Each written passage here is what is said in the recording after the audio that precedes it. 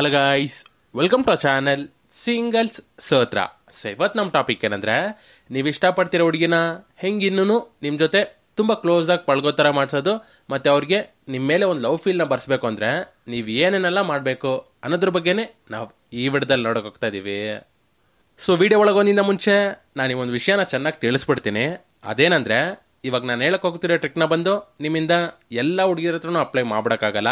So ಇದನ್ನ ನೀವು already ಪರಿಚಯ ಇದ್ದು ಫ್ರೆಂಡಾಗಿ ಮಾತಾಡ್ತಿರೋ ಒಂದು ಹುಡುಗಿ ಹತ್ರ ಮಾತ್ರ ಅಪ್ಲೈ ಮಾಡೋಕ್ಕಾಗುತ್ತೆ. ಇದೇ ನೀವು ಯಾರಂತ ಗೊತ್ತಿಲ್ಲದೇ ಇರೋ ಒಂದು ಹುಡುಗಿ ಹತ್ರ ಹೋಗ್ಬಿಟ್ಟು ಅಪ್ಲೈ ಮಾಡಿಬಿಟ್ರೆ ಖಂಡಿತವಾಗ್ಲೂ ನಿಮಗೆ ಚಪ್ಪಲಿ ಏಟು ಮಿಸ್ಸೇ ಇಲ್ಲ. ಸೊ ನೀವು ಆದಷ್ಟು ಈ ಟ್ರಿಕ್ನ ಬಂದು ಆಲ್ರೆಡಿ ಪರಿಚಯ ಇದ್ದು ಒಂದು ಹುಡುಗಿ ಹತ್ರ ಚೆನ್ನಾಗಿ ಮಾತಾಡ್ತಿದ್ದೀರಾ, ಒಂದು ಸ್ವಲ್ಪ ಕ್ಲೋಸ್ ಆಗಿದ್ದೀರಾ ಅಂತ ಇರಬೇಕಾದ್ರೆ ಮಾತ್ರ ಅಪ್ಲೈ ಮಾಡಿ. ಸೊ ಅವಾಗಲೇ ಇದು ತುಂಬ ಸೂಪರಾಗಿ ವರ್ಕ್ ಆಗೋದು. ಸೊ ಆ ಟ್ರಿಕ್ ಏನು ಅಂತ ನೋಡಿದ್ರೆ, ಫಿಸಿಕಲ್ ಎಂಗೇಜ್ಮೆಂಟ್ ಅಂದರೆ ಟಚ್ ಮಾಡೋದು.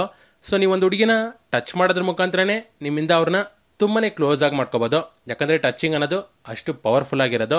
ಸೊ ನಾನಿಲ್ಲಿ ಟಚಿಂಗ್ ಅಂತ ಹೇಳ್ತಿರೋದು ನೀವೊಬ್ಬರನ್ನ ತಪ್ಪಾದ ರೀತಿಯಲ್ಲೋ ಅಥವಾ ತಪ್ಪಾಗಿರೋ ಇಂಟೆನ್ಷನಿಂದನೋ ಟಚ್ ಮಾಡೋದಲ್ಲ, ಇದೇ ಬೇರೆ ರೀತಿಯಾಗಿರೋ ಒಂದು ಟಚ್ಚು.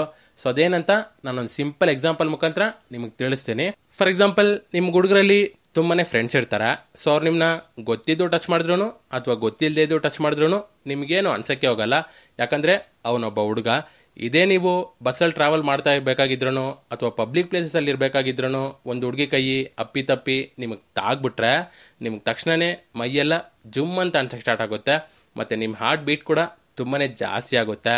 ಸೊ ಇದಕ್ಕೆ ಕಾರಣ ಏನು ಅಂತ ನೋಡಿದ್ರೆ, ನಮ್ಮ ಬಾಡಿಯಲ್ಲಿ ನಡೆಯೋ ಹಾರ್ಮೋನಲ್ ಚೇಂಜಸ್ಸು. ಸೊ ನಮಗೆ ಅನ್ಎಕ್ಸ್ಪೆಕ್ಟೆಡ್ ಆಗಿ ಅಂದರೆ ಒಂದು ಹುಡುಗಿ ನಮ್ಮನ್ನ ಸ್ಪರ್ಶಿಸಬೇಕಾದ್ರೆ ಆ ಮೊಮೆಂಟ್ ಬಂದು ತುಂಬಾ ಸ್ಪೆಷಲ್ ಆಗಿರುತ್ತೆ. ಸೊ ಅದನ್ನು ಬಂದು ನಾವು ಕಾಮ ಅಂತ ಹೇಳೋಕ್ಕಾಗಲ್ಲ, ಅದೊಂಥರ ಹಾರ್ಮೋನ್ಸಿಂದ ಆಗೋ ಒಂದು ಎಂಗೇಜ್ಮೆಂಟೇ. ಸೊ ನೀವು ಇದೇ ಎಂಗೇಜ್ಮೆಂಟ್ನ ನೀವು ಫ್ರೆಂಡಾಗಿ ಪಳಗ್ತಿರೋ ಆ ಹುಡುಗಿಗೆ ಕೊಡಬೇಕಾದ್ರೆ ಖಂಡಿತವಾಗ್ಲೂ ಅವ್ರು ಯಾವತ್ತೂ ನಿಮ್ಮನ್ನ ಬಿಟ್ಟೋಗಲ್ಲ, ಮತ್ತು ಅವರು 24/7 ನಿಮ್ಮ ಬಗ್ಗೆನೇ ಥಿಂಕ್ ಮಾಡ್ತಾ ಕೂತಿರ್ತಾರೆ.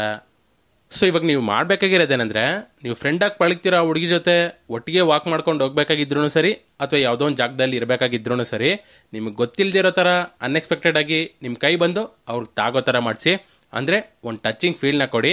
ಸೊ ನೀವು ಈ ರೀತಿ ಟಚಿಂಗ್ ಫೀಲ್ನ ಕೊಡಬೇಕಾದ್ರೆ ನಿಮಗೂ ಮತ್ತು ಅವ್ರ ನಡುವೆ ಇರೋ ಒಂದು ಗ್ಯಾಪ್ ಬಂದು ತುಂಬಾ ಕಡಿಮೆ ಆಗುತ್ತೆ.